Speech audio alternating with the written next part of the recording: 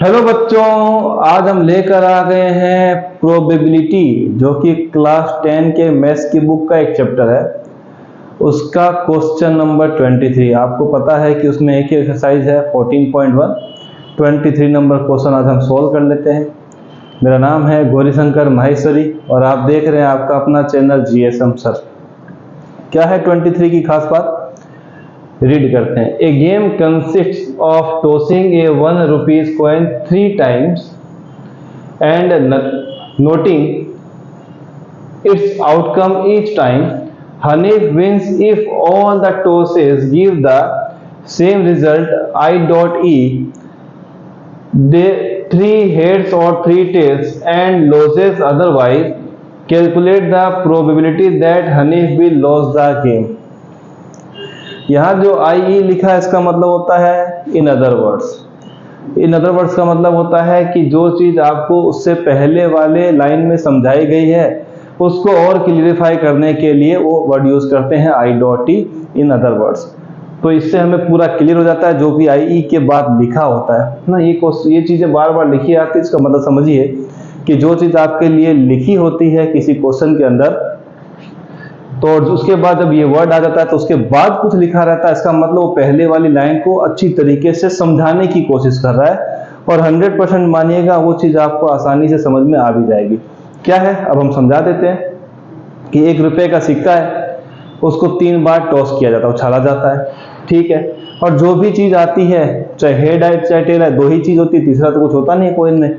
तो जो भी आ रहा है उसको रिजल्ट को नोट कर लिया जाता है। हनीफ जीतता है कब, अगर टॉस में सारे के सारे रिजल्ट एक जैसे आते हैं, तीनों टाइम उछाला जाए और तीनों में सेम रिजल्ट आता है तो हनीफ जीतेगा।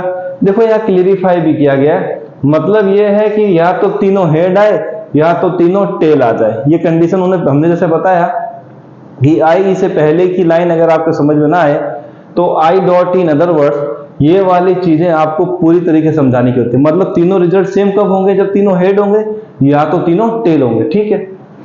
एंड लॉसेस अदरवाइज, और इनके अलावा कोई कंडीशन आई तो वो हारेगा। Calculate the probability that Hanif will loss the game. अब हमें प्रोबेबिलिटी निकालनी है कि हनीफ लॉस करेगा, हार जाएगा उस गेम को।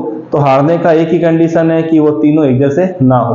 अब क्या बच्चों, इसका सॉल्यूशन पे अगर हम आते हैं, देखिए सॉल्यूशन पे टॉस की बात हो रही है तो टॉस कॉइन का हो रहा है, तो हमें ऐसी कंडीशन में एक फॉर्मूला रखना पड़ता है कि उसके कितने आपके पास टोटल कॉम्बिनेशन आएंगे। वो होता है 2 की पावर n। कितनी बार उसको उछाला जा रहा है बच्चों, 3 टाइम, मतलब हमारे पास 2 की पावर 3 टोटल 8 कॉम्बिनेशन बनेंगे। 8 हम लोग पेयर बनाने वाले हैं और वो 3-3 के बनेंगे। तो हम बना लेते हैं यहां पर, ये फॉर्मूला याद रखिएगा, जितनी बार भी आपको उछालना हो, अगर आप 2 बार उछाल रहे हैं तो 2 का स्क्वायर कितना होगा बच्चों 4। अगर एक ही बार उछाल रहे हैं तो 2 की पावर 1 कितना आ गया बच्चों 2। तो 2 ही कॉम्बिनेशन होते हैं, एक हेड होगा और एक क्या होगा बच्चों टेल।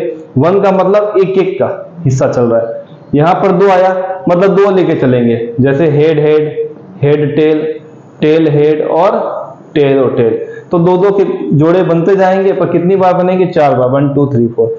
कंडीशन याद रखिएगा।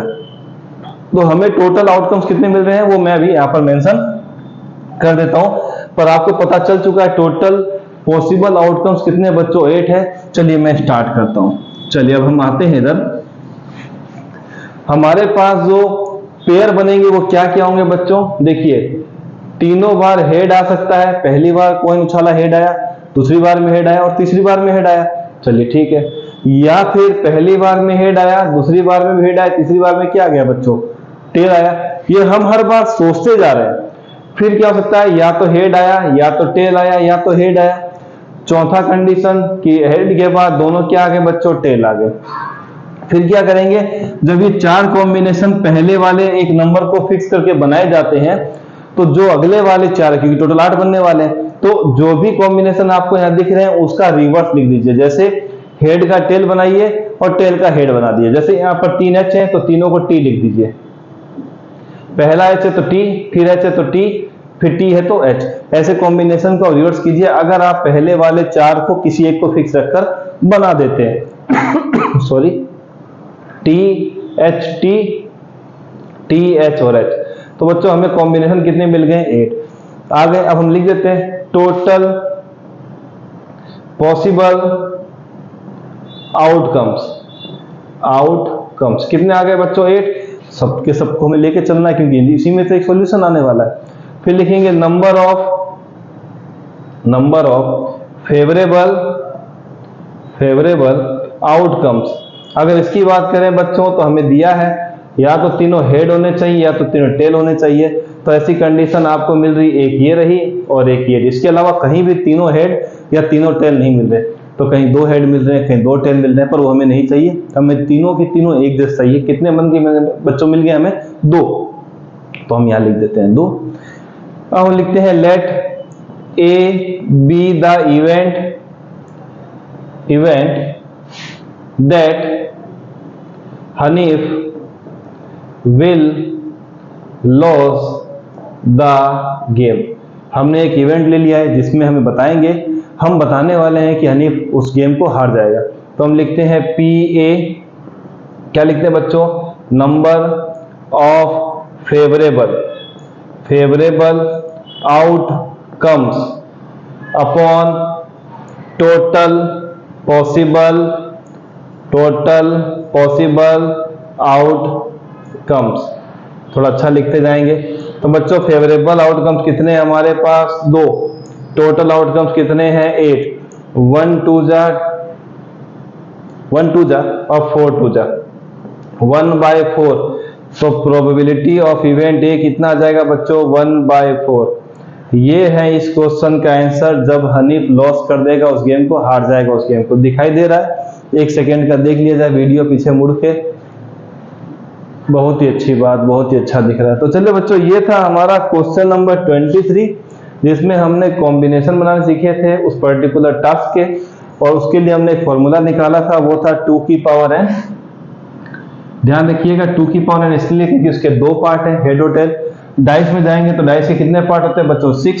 तो 6 की पावर n, अगर एक बार डाई को ले रहे हैं तो 6 की पावर n का मतलब हो जाएगा 6 की पावर 1। कितने हो जाएंगे बच्चों? टोटल 6 ही होते हैं, 1 2 3 4 5 6। अगर डाई को 2 बार करेंगे तो कितना हो जाएगा बच्चों? 36। हमने कॉम्बिनेशन बनाए होंगे ऐसे क्वेश्चनों के। तो ध्यान रखिएगा जितने उसके पार्ट्स होते हैं उसी को हमें n की फॉर्म पावर में लिख करके खत्म कर देना। जितनी बार आप उसको यूज करेंगे पावर को उसी हिसाब से कन्वर्ट करते रहिएगा।